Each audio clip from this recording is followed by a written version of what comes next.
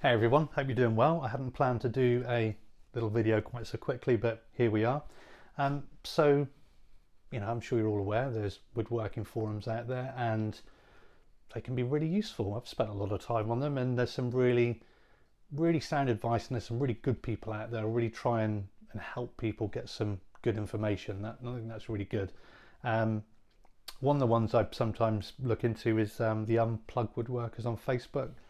Not a user of Facebook in general. I just use it for marketplace and the odd group, things like that. And recently a chap on there had just posted a picture of a saw. You can probably remember this dovetail saw from a little while back I picked up from a car boot sale. I knew it was a sound candidate for repair because it's missing a few teeth. It's no problem, we can sort that out. There's a little bit of slop in the handle, but we can sort that out. Good plate depth. Bit of funky stuff going on at the front, but it's not gonna stop anything from working properly. So the fella picks up and he's got a saw, and you can see my kind of marker pen there. It was like a saw plate that tapered off and a bit of a wiggle up front. He just put a genuine open question out there. He said, hey there, I've got this lovely looking saw and kind of in other people's opinion, what should I do with it? Is it worth restoring? And for me, I can only share my personal opinion. It was like, well, no, not really. It's for me, I'd keep the handle. It was a lovely little Diston. Keep the handle, keep the saw nuts, saw plate. By the time you've straightened it and filed it and cut new teeth into it, yes, you could think of that as a learning exercise. But I suppose for me, in my perspective, it'd be like, well, I'd ideally want to use it at some point and keep a lookout for something else. You don't have to maybe spend a great deal to get something better.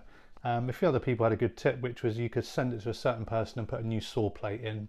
No doubt there'd be a bit of cost associated with that, but if you've got a nice saw handle and a new saw plate can be put in without too much stress, that's a good option.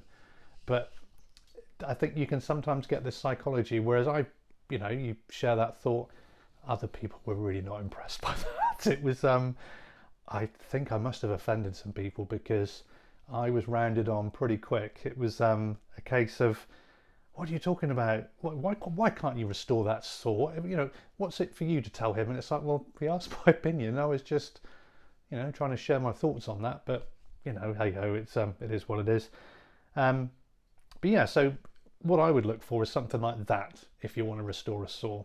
Unless you're really into just picking up anything and just giving it a go. Here's one that I picked up, which I think is good for restoration. His little Atkins saw here, kind of carcass saw size. Came from eBay and it had a lovely handle on it, but as is the case with eBay at times, it arrived broken. So what I was lucky with is that the break was really, really sharp. So when time comes, I can reassemble all these parts with some epoxy, take it steady, and I'm reasonably confident, that I can get that to be nice and strong again. I think I can make that happen. It's a lovely straight saw plate, lovely saw. It's unusual to get Atkins, which are a USA saw brand in the UK, quite so much. So for me, that was lovely. Pick it up, even if it turns up broken, I'm not going to contact the seller. I can't be bothered. It's minimal cost with second-hand tools anyway. These are my saws that I've had for some time that I picked up. And I think for me, the secret of picking up a good saw is take your time. Don't be in a rush. We'll look at this one. We've already spoken about that one there that I've picked up, but this one and this one. This one is a disappointment. I picked it up, but already kind of regret it. This one is a bit like the Atkins that I bought, but it's good condition. It's a steel back, but who gives a damn? Steel backs are just as good as brass. But what I love about it is nobody's been at this with the brass polish. Nobody's been doing anything silly with buffers and all that kind of thing. And importantly, you can see discoloration here, but where the hand goes, you've got that lovely patina that you get with antique furniture. And I want that on old tools. Why would I want it removed? If I wanted a new tool, I'd buy a new one.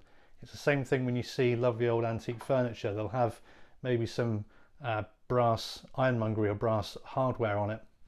And some ill-informed dealer will get some brass polish out and buff all the brass, and then they'll take off all that lovely rich finish around the brass, and it's like puts a horrible highlighter pen when this bright timber is shining through.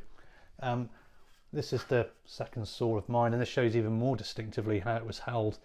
You know, you can really see that grip, and that's wonderful. That's a special part of, that's some social history there. I don't want to lose that. If some numpty had polished that out, I'd been very disappointed. And by not being in a rush, you can pick up saws like that for not a great deal. You just got to take your time. Especially if we're in the UK, I think we're lucky. We've got a lot of things like this. It is a brass back on this one, and this one is a Tyzac and Turner. But I'm not going to polish the brass back. Over time, as I oil it, the oxidation here will go, and I just want to let it mellow naturally.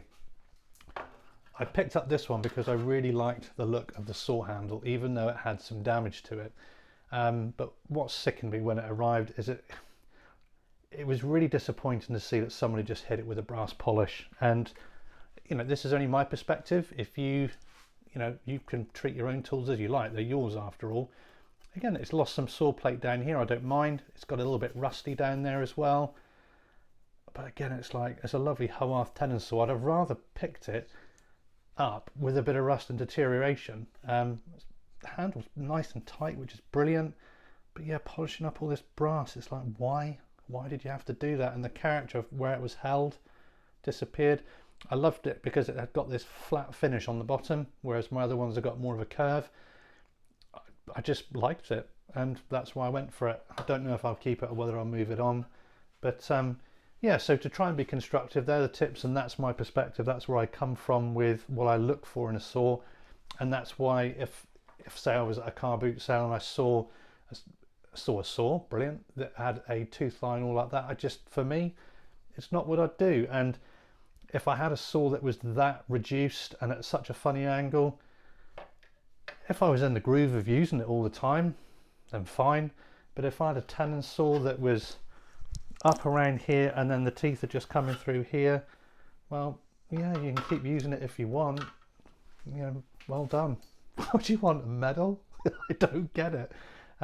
It seemed to be that you had to prove that you use a chisel right up to where there's nothing left, and you have to use a pencil until you're only holding the fragment of lead in your finger, and any other opinion you're just going to be shot down for. And I think it's those times where you think, do you know what, you know, let it go. It's people don't want to hear you, and that's fine. It's like this chisel, I picked this one up, that's fine, there's loads of life left in that one. Some people might look at me and go, you're nuts, you want to throw that away, but there's a template there for a lovely London pattern style handle.